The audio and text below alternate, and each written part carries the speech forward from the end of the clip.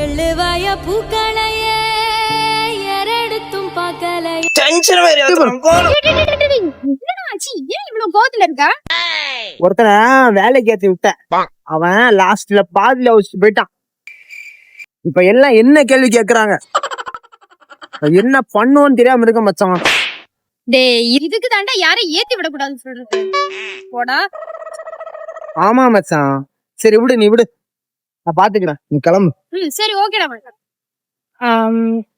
டேய் மச்சான், ஒரு வேலை விஷயமா கேட்டிருந்தல, என்னாச்சு? ஆமா மச்சான், கொஞ்சம் டென்ஷனா இருக்கேன். ஒரு மாசம் டைம் கூட ஏதாவது செட் பண்ணி தரேன் மச்சான், பாத்துறேன். சரி ஓகேடா மச்சான். மச்சான் ஆனா அங்க 2 மாசம் தாண்டா வேலை செய்வேன், அதுக்கப்புறம் பெரிய கம்பெனி கிடைச்சுன்னா போயிருவேண்டா.